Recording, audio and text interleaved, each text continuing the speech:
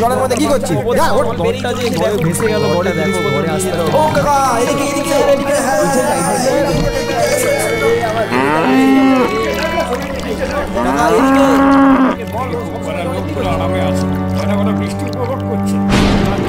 যাদের ঘর বাড়ি জলে ডুবে গেছে তারা সপরিবারে কোনো একটি উঁচু জায়গার নিরাপদ স্থানে আশ্রয় গ্রহণ করুন। যারা উঁচু জায়গা পাচ্ছেন না তারা গ্রামের পূর্ব প্রান্তের ওই যে নিরাপদ ক্যাম্প আছে ওখানে যেভাবেই হোক পৌঁছে যান। আমরা 24 ঘন্টায় আছি আপনাদের সাহায্যের জন্য। যাদের পাকা দোতলা বাড়ি আছে তারা সবাই একদম ওপরের তলায় গিয়ে আশ্রয় গ্রহণ করুন। সবাই দয়া করে মাইকের অ্যানাউন্স মন দিয়ে আমাদের কথা শুনুন এবং আমাদের সাহায্য করুন। আমরা এইখানে আপনাদের সুবিধার্থেই আছি। বারবার বলছি, আজকে রাতে কিন্তু প্রবল ঝড় আসতে পারে।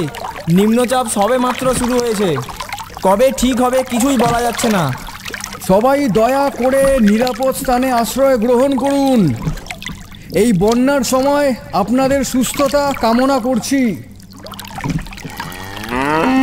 দাদু, এখানে কি করছো? যাও যাও যাও, ওই উঁচু স্থানে গিয়ে দাঁড়াও। দেখছো ধীরে ধীরে জল বেড়েই চলেছে। হ্যাঁ বাবা, যাচ্ছি যাচ্ছি। ওরে বাবা রে বাবা, যাচ্ছি যাচ্ছি। যাও যাও, শিগগির যাও।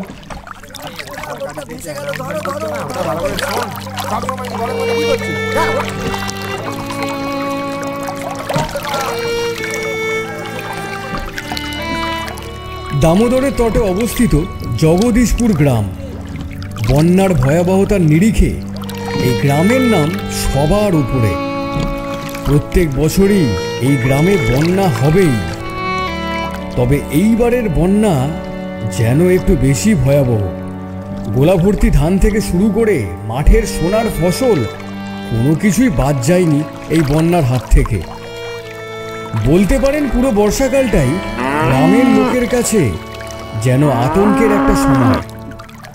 গ্রামের সবারই প্রায় কয়েক লক্ষ টাকার ক্ষতি হয়।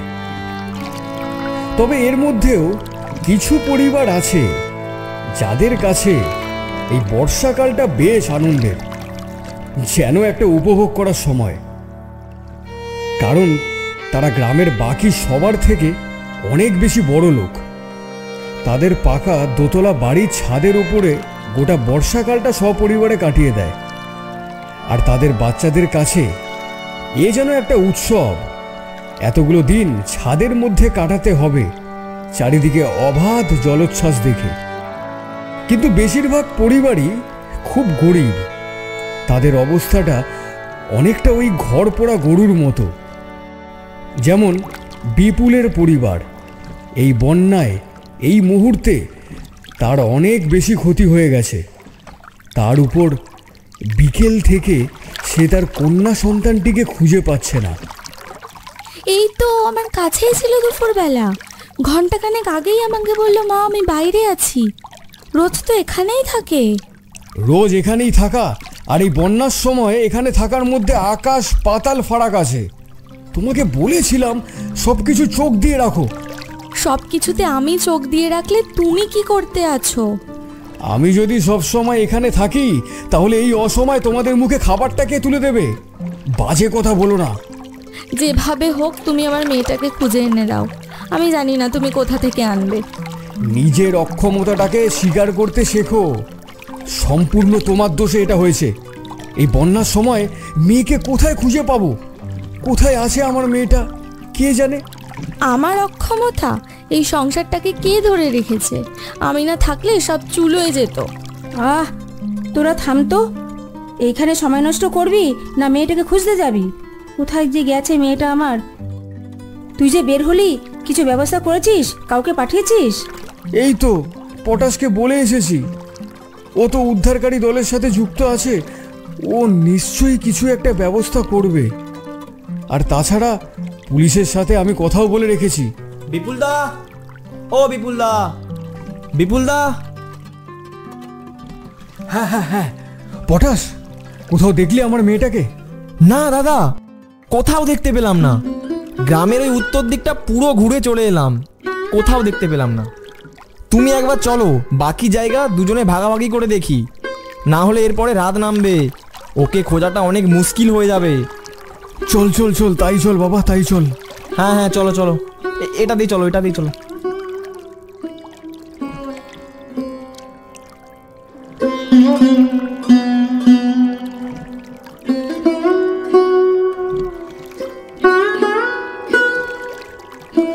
বিপুলদা, সবার বাড়ি একবার করে ঘুরে ঘুরে দেখলে কেমন হয়? যদি কারো বাড়ি থেকে পাওয়া যায়। যা করবি কর, আমার মেয়েটাকে খুঁজে বার কর, আমার আর ভালো লাগছে না। আচ্ছা, এদিকটা গিয়ে দেখবে? ঠিক আছে, চ চ চ, দেরি করিস না, এদিকেই চ, এরপরে না ওই দিকটা যাবি। ঠিক আছে ঠিক আছে, তাই চলো ভাই, এদিকে নিয়ে চলো।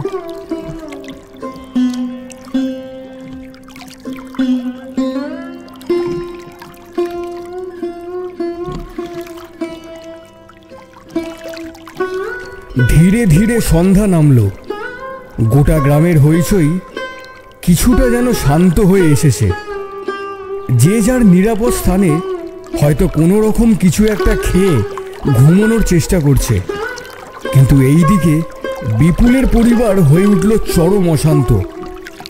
মেয়েকে কোথাও খুঁজে না পেয়ে বিপুল বেজার মুখে বাড়ির কাছে এসে দাঁড়ালো। হ্যাঁ রে পটাশ, কোথাও পেলি আমার মেয়েটাকে? কি গো, তুমি কিছু বলছো না কেন? গোটা গ্রামটাই খুঁজে ফেললাম, কিন্তু কোথাও মেয়েটাকে পেলাম না। পেলে না মানেটা কি? কোথায় গেল আমার মেয়েটা? এত বড় সর্বনাশটা ভগবান আমাদের সাথে করতে পারলো? এই বন্যার রাতে মেয়েটা কোথায় আছে, কি করছে, কোনো বিপদে পড়লো কি না? বিপুলদা, ঠিক আছে, এখন আমি আসছি, আমাকে ওই দিকটায় যেতে হবে, ওখানে আরও কিছু কাজ আছে, আমি আবার পরে আসবো।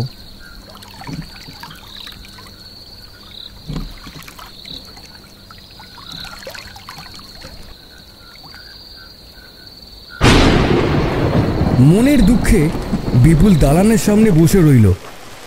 ঝিরি ঝিরি করে বৃষ্টি নামল।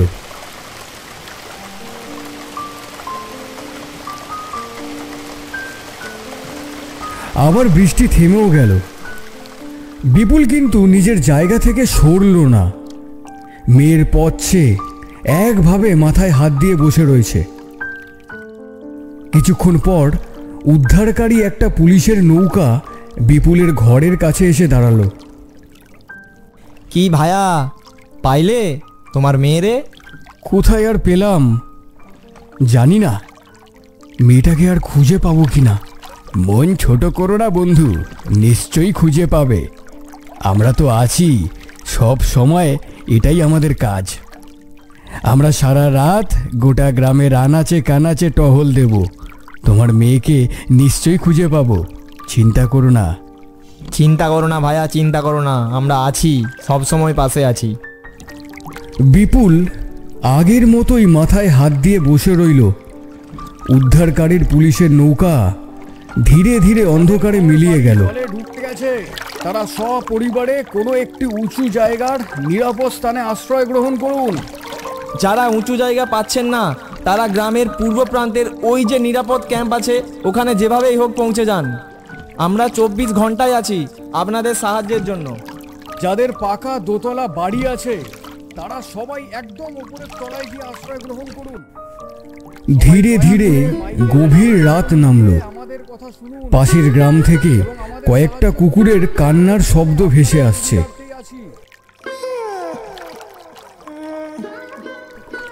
পুরো জগদীশপুর গ্রামটা যেন থমথমে হয়ে আছে।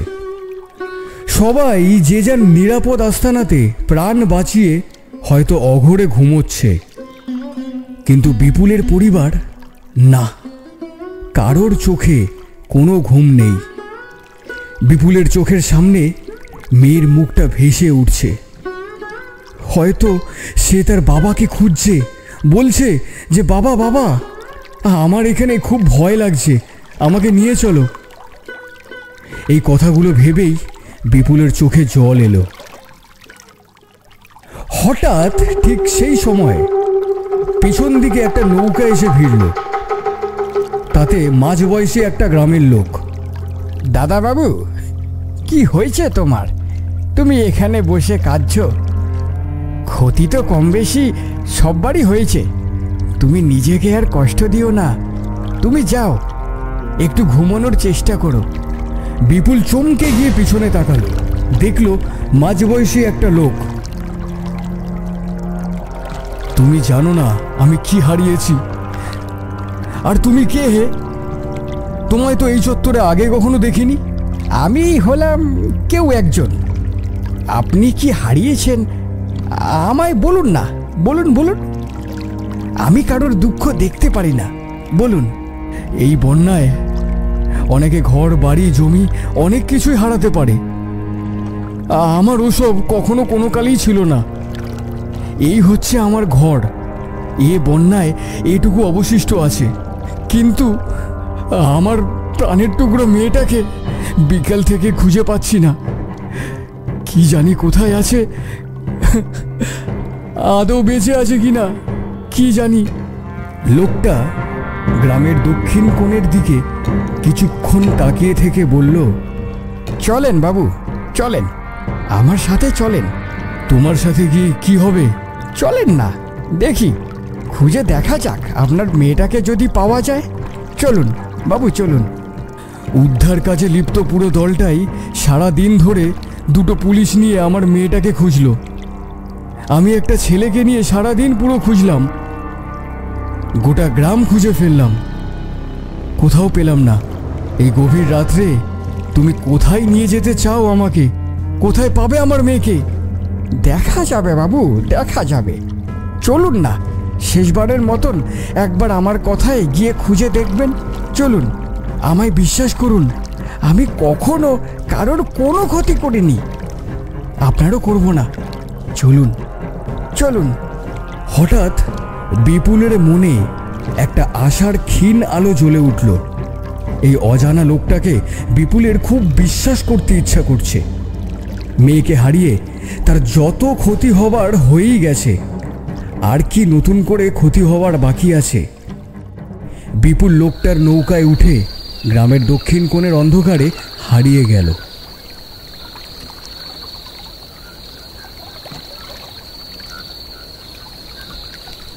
বাবু, আপনার মেয়ে কখন ঘর থেকে বেরিয়েছিল মনে আছে? বিকেলবেলা। বুঝলাম। লোকটা এমনভাবে ঘাড় নেড়ে জানালো যেন সে সব জানে। কোথায় গেলে বিপুল তার মেয়েটিকে খুঁজে পাবে? নৌকা ধীরে ধীরে একটা অচেনা রাস্তা দিয়ে ভাসতে শুরু করেছে। বিপুল দেখল সে সারাদিন এই জায়গাটাতে আসেনি, আর তাছাড়া জায়গাটা তার একটু অচেনাও লাগছে। আচ্ছা, এটা কোন জায়গা? বন্যার জন্য এমনিতেও গ্রামের চেনা জায়গাটাই অচেনা লাগছে। এখানে এই জায়গাটাতে তো আমি কখনো এসেছি বলে মনে হয় না। বাবু, আজ সারাদিন গ্রামের বাইরে আশেপাশে কোথাও খুঁজেছেন? বিপুল মনে মনে বলল, গ্রামের বাইরের দিকেও তো যেতে পারে। গ্রামের বাইরে তো আমি খুঁজিনি। না ভাই, গ্রামের বাইরেটা দেখিনি। আচ্ছা, বেশ বেশ।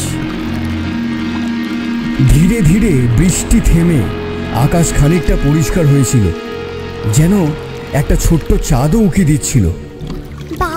ঠিক সেই সময় দূরে একটা ছোট্ট ঘরের ভেতর থেকে বিপুল যেন তার মেয়ের কণ্ঠস্বর শুনতে পায়। এইদিকে তাকাও। হ্যাঁ, ঠিক, এ তো তার মেয়েরই গলা। মেয়েটাকে বিপুল পাগলের মতন করে চারিদিকে খুঁজতে শুরু করে। মেয়ের গলা পেয়ে বিপুল যেন পাগল হয়ে ওঠে। সে চারিদিকে ঘুরে ফিরে তার মেয়েকে খুঁজতে থাকে। কোথায় কোথায় মা তুই? মা কই তুই? কোথায়? তোকে দেখতে পারছি না কেন? তুই কোথায়? আমি এখানে বাবা, এইদিকে তাকাও। বাবু, ওই যে আলো দেখতে পাচ্ছেন, ওখানে তাকান। ওই যে ওই জায়গাটা তাকান।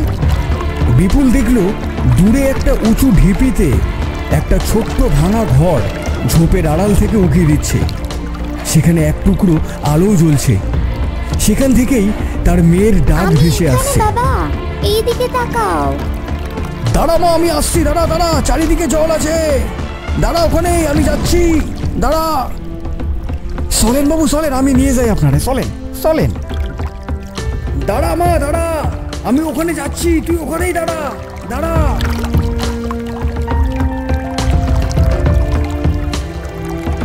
ঘরের কাছে এসে বিপুল মেয়েকে জড়িয়ে ধরে কেঁদে ফেলল।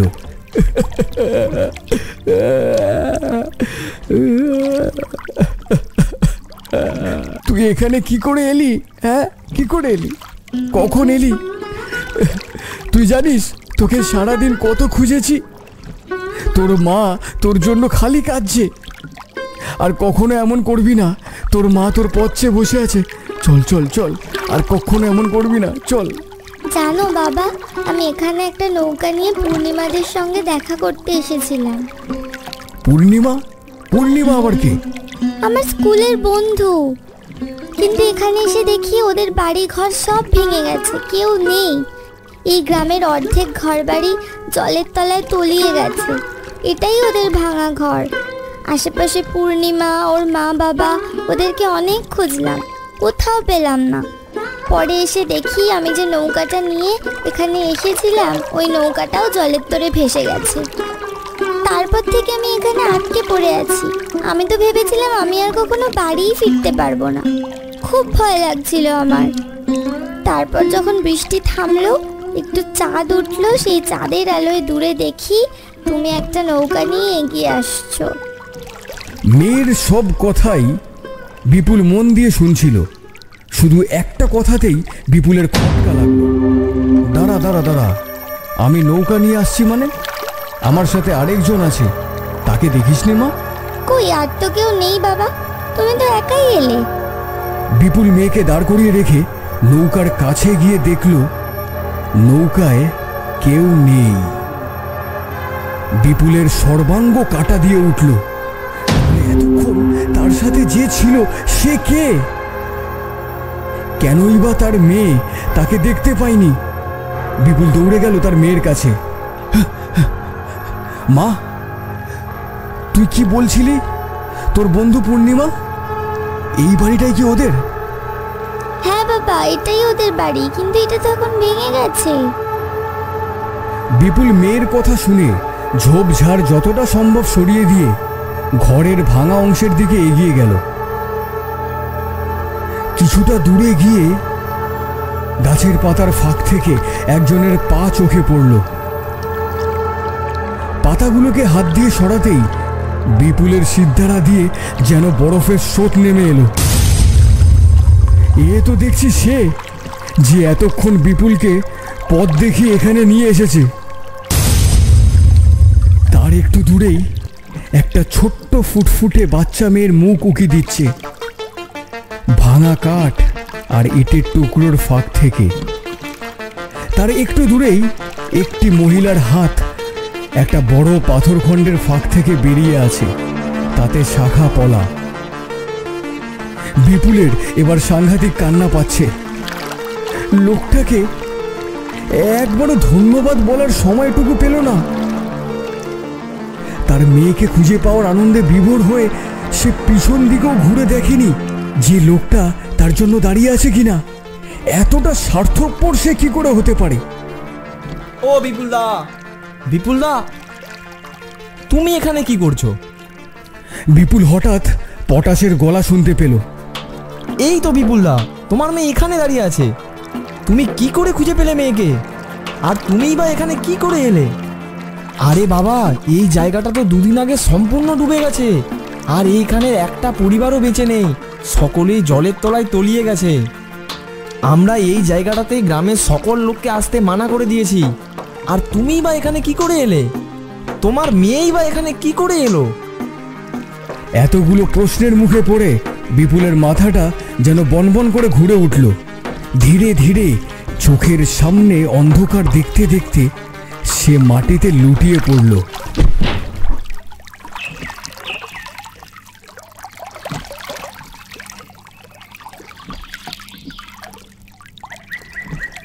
বিপুলদা, কাল রাতে তুমি ওখানে কিভাবে পৌঁছেছিলে তা আমি জানি না, তবে যে ঘরের কাছে তুমি তোমার মেয়েকে খুঁজে পেয়েছো ওনাকে তুমি চেনো? ভূপেন। কে ভূপেন? আরে ভূপেন, পূর্ণিমার বাবা। তুমি হয়তো চেনো না, আগে ওই উত্তর দিকটায় থাকতো, আর এখন অবশ্য এই দিকটায় ঘর নিয়েছিল। লোকের বিপদে সব সময় ঝাঁপিয়ে পড়তো। কেউ থাক আর না থাক, ভূপেন থাকবেই। যেমন দোহারা চেহারা, তেমনই ভালো মনের মানুষ। তবে এটা তো ঠিক, ভালো মনের মানুষরা বেশি দিন থাকে না। এবারের বন্যায় সবার আগে ওদের দিকটায় জলে টেনে নিল। আহা! পটাশের কথাগুলো বিপুলের কানে যেন আবছা আবছা হয়ে পৌঁছাচ্ছিল। সে দূরে তাকিয়ে ঝোপের আড়ালে যেন ওই লোকটাকে দেখতে পায়। হাসি মুখে তার দিকে তাকিয়ে হাত নাড়ছে, যেন বলছে, চলেন বাবু, একটু নৌকা চালিয়ে ওপাশ দিয়ে ঘুরে আসি। চলেন।